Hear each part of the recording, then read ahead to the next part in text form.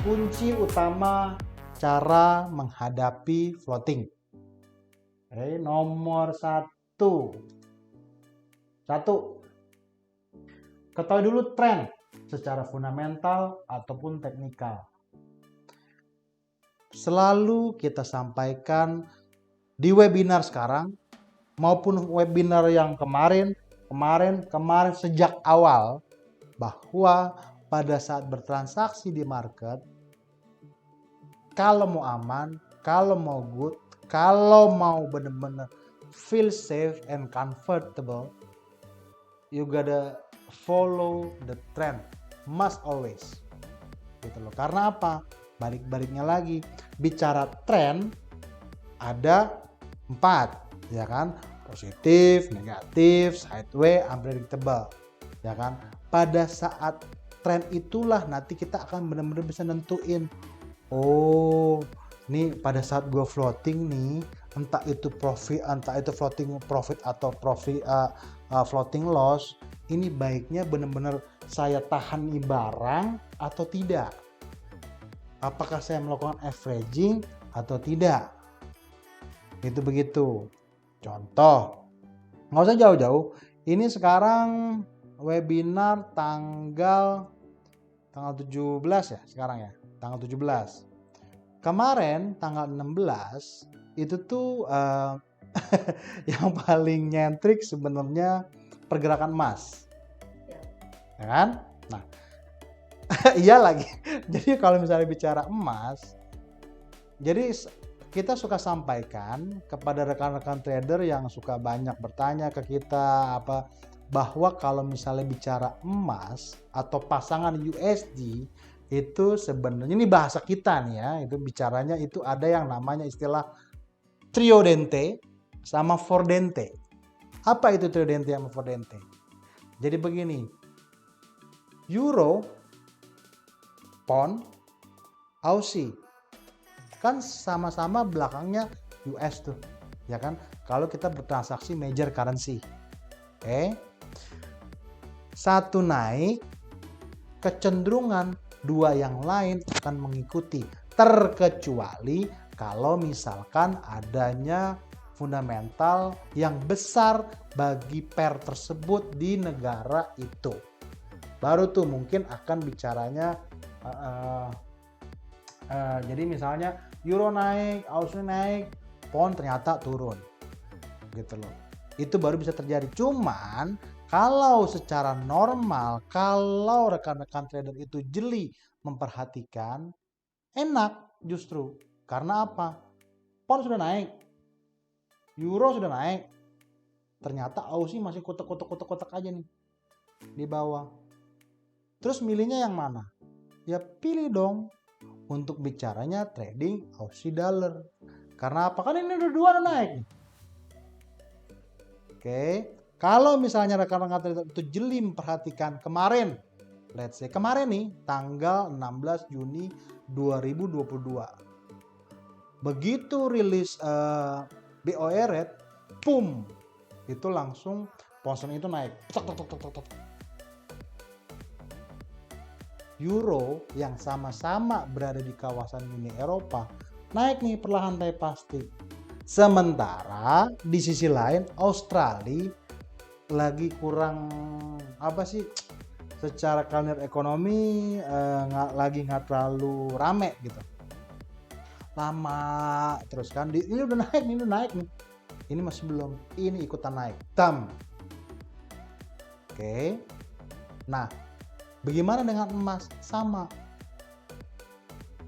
Begitu dia itu pada saat market Eropa dia udah naik nih. Pound berarti kan udah secara foreknya kan udah ngikutin kan? Poundnya udah naik duluan. Euro juara 2 nyusul.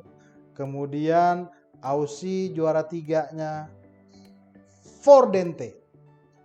Emas. XAU USD. Ya kan? Nah, bicara XAU, oke fine, dia turun dulu. Tetapi secara normal 3 itu akan bergerak di satu arah, entah itu atas, entah itu bawah. Ini akan mengikuti. Terjadi floating nih, ya kan? Cuman ya memang seperti dikatakan tadi, kalau misalnya bicara stop loss itu kan juga, ini kan udah dikasih masukan ya. Untuk menetapkan stop loss itu ternyata ada dua, berdasarkan poin yang persentase 30% atau berdasarkan formasi candle. Oke, nah Mas tertarik dulu nih dari level 30 sampai dengan ke level ya let's say berapa kemarin, 20-an 20 apa 19 gitu kan. Tetapi setelah itu karena tiganya sudah ngangkat plus lagi, itu kita ngomong teknikal dulu nih ya kan. Tiganya udah ngangkat, yang emas akhirnya pelan-pelan ngikutin. Karena apa? Begitu market Amerika open, level yield obligasi Amerika itu tuh ada di level 3,5%, tertinggi loh. Tetapi ternyata pada saat kita cek, maksudnya kan di Reuters kan banyak cek gitu, di Reuters, di Bloomberg apa segala macam, di CNBC, ternyata terjadi penurunan. Lah, sorenya jam 6 itu Inggris habis naikin suku bunga, bisa-bisanya imbal hasil as Amerika itu terjadi penurunan. Akhirnya indeks US dollar melemah dong. Disitulah akhirnya euro naik, Aussie naik, emas ngikutin perlahan tapi pasti naik sampai balik ke level 1857. Itu begitu. Oke, jadi kalau misalnya bicara cara menghadapi floating itu gimana sih? Bicaranya adalah ketahui dulu tren. Tren itu ada dua, secara fundamental ataupun secara teknikal. Nah, kemudian nomor 2, hitung kebutuhan dana yang diperlukan. Nah, ini kebutuhan dana ini sengaja itu di bold karena bicaranya begini. Kalau misalnya bicara kebutuhan dana, money management, ya, forex let's say misalnya, kita harus tahu dulu nih, karena kalau misalnya bicara transaksi di market itu tuh idealnya kita harus tahu dulu pergerakan dia range rata-rata selama sehari berapa, selama sebulan berapa, selama 6 bulan berapa, selama setahun idealnya. Itu begitu.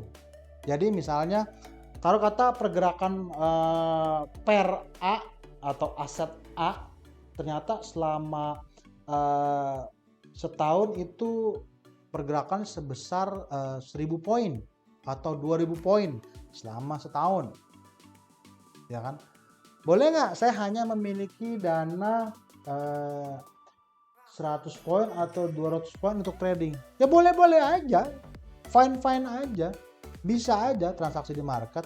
Tetapi ingat, biar bagaimanapun sekarang nih bahasa nih ngomong apa adanya ya, kita mau ngambil ceruk pasar yang sangat besar di market, ya kan?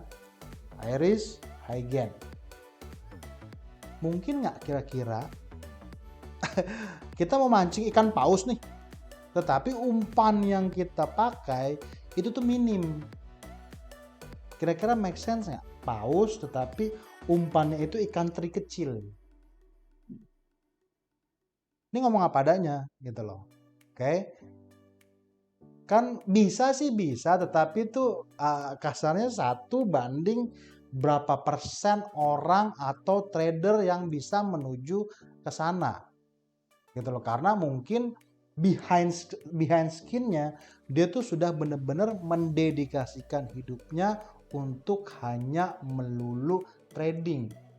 Dia hafalin tuh benar-benar patternnya seperti apa. Dia benar-benar hafalin itu bahwa pengaruh news ini nanti efeknya akan begini, akan begitu.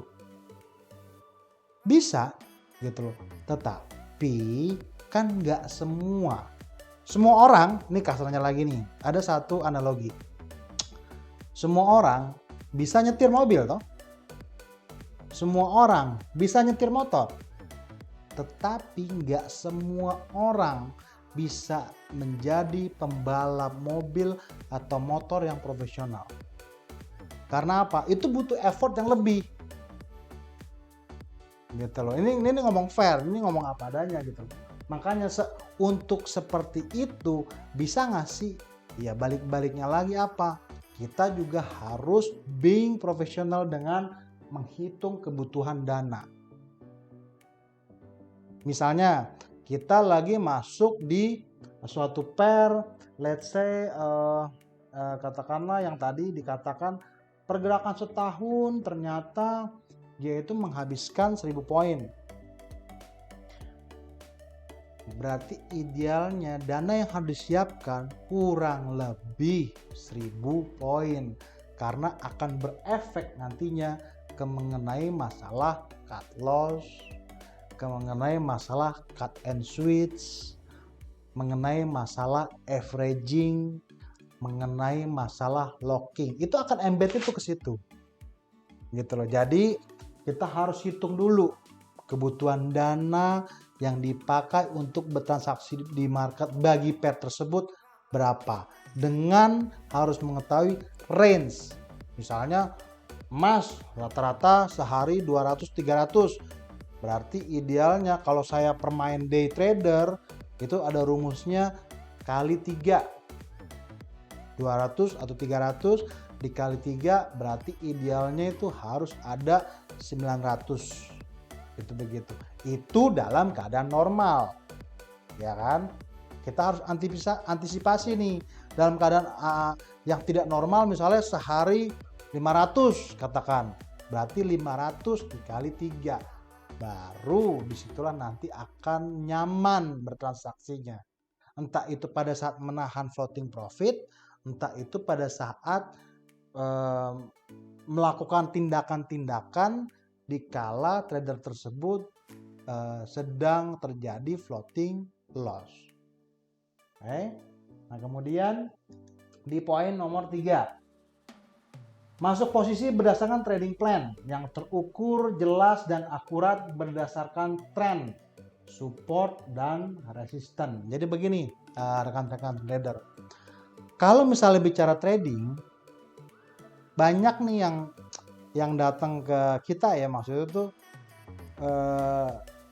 maksudnya kita kan sharing gitu kan, mereka sharing ke kita, maksudnya tuh gimana sih nih Pak, maksudnya cara untuk posisi buy-nya tuh seperti apa atau sell-nya tuh seperti apa gitu kan.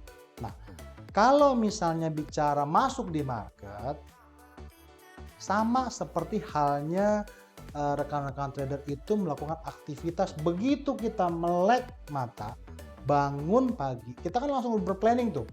Oh saya abis ini mau olahraga dulu, saya mau sepedaan dulu, ya kan. Habis dari situ kita habis itu mandi, ada step-stepnya.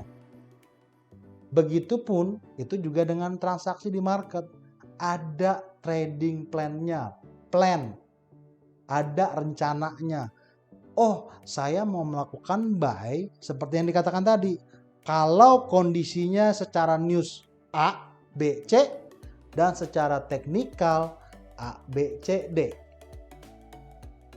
Begitupun dengan kebalikannya, kalau saya melakukan trading plan signal akan melakukan posisi sell kalau newsnya seperti A, B, C, teknikalnya A, B, C, D, E. Gitu loh. Jadi harus ada pakemnya. Nggak bisa langsung buy, sell.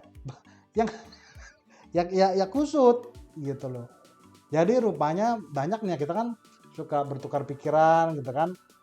Rupanya apa yang mengenai trading plan itu sendiri itu masih belum kurang dipahami gitu loh, ya kan? Nah, trading plan itu sendiri itu tuh ada yang bicaranya menyangkut ke arah gaya permainan. Satu, ada yang demennya scalpers, ya kan? Ada yang namanya bicaranya day traders, maksudnya main harian nih, gitu loh. Kalau main harian biasanya mainnya di time frame H1, H4, daily. Gitu loh. Sementara kalau yang scalpers itu bicaranya 15, 5 menit, 1 menit. Gitu. Cuman kriteria-kriterianya itulah yang nanti ada semuanya masuk di trading plan. Kalau saat trennya itu lagi turun, kalau yang sesuai tren tuh apa? Berarti kita ngambil posisinya sell limit atau sell break atau sell instan. Begitupun juga pada saat secara teknikal itu trennya positif, berarti trading plan yang harus dibuat yang mengikuti tren itu adalah buy limit, buy break, dan buy instan. Oke. Nah, kemudian yang poin nomor 4 ini selalu tenang ya. Jadi dari poin 1, poin 2, poin 3 yang paling utama secara psikologinya itu adalah always be calm. Karena apa? Disitulah memang kalau misalnya bicara seorang trader, bukannya kalau dia itu mudah panik, kita sarankan jangan mudah panik gitu loh. Karena apa? Pada saat mudah panik itulah kita nanti akhirnya tidak bisa berpikir, oh ini market ini dalam kondisi saya melakukan action ini baiknya saya harus melakukan apa ya? Nggak bisa gitu loh.